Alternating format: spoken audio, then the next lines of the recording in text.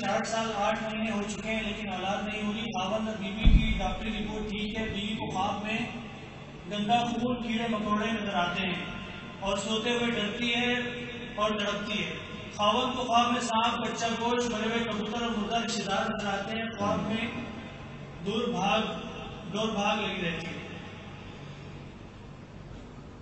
एक तो अल्लाह ताला उन पर रहम फरमाए। ये तो मैं पहले बता दूं, अगर मैं मर्ज समझ जाऊंगा तो मैं नहीं बताऊंगा मर्ज, क्योंकि ज़्यादातर इन बीमारियों को बताने से ये बीमारियां बढ़ती हैं। मैं इलाज बताऊंगा अल्लाह के हुक्म से, इंशाअल्लाह अगर वो अमल करेंगे तो अल्लाह उससे शिफा देगा। और फिर मेरी ये भी गुजारिश है भाई, सवाल पढ़ने वाले, कि एक जैसा मिलता हुआ जो है ना सवाल, वो बार बार ना करें। अब जैसे ये है ना, ये जो सवाल है, वो जो मरीज को जो भी मसला है वो मुझे अल्लाह के फजल से समझ आ गया। इसका इलाज मैं बताऊंगा। इस किस्म के जितने भी कोई मरीज हों या मेरी बहन भाइयों में, तो वो यही नुस्खा अपनाएंगे, अल्लाह की मदद आएगी। सबसे पहले तो जो मैंने अपने उसमें दर्स में कहा है कि अल्लाह से मदद मांगे, 2 नफल पढ़ें, अल्लाह से दुआ मांगे।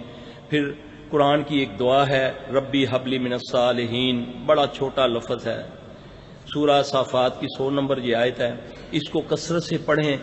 फिर जो ख्वाब आते हैं बुरे, क्योंकि हर एक का तो इलाज नहीं मैं कर सकता, ख्वाब बुरे आते हैं, अल्लाह ताला इससे इंशाअल्लाह आपको निजात देंगे। वो ख्वाब बुरा ज़ायल करने का जो तरीका है कि उल्टे कंधे पर एक दूसरे से डिस्कस ना करें। ख्वाब सुबह उठें या जब भी जाग खुले, उल्टे कंधे पर अपना चेहरा घुमा के, यानी कि ये भी होता है कि बंदा एक ही रात में कई ख्वाब देखता है। जो ख्वाब देखता है कि ये बहुत ही खतरनाक बुरा है, तो वो अपने दाएं उल्टे कंधे की तरफ थू थू करे 3 बार। उसके बाद ये दुआ पढ़े, आउज़ बिल्लाहि मिन शर्रि शैतान व शर्रिहा, आउज़ बिल्लाहि मिन शर्रि शैतान व शर्रिहा, आउज़ बिल्लाहि मिन शर्रि शैतान व शर्रिहा।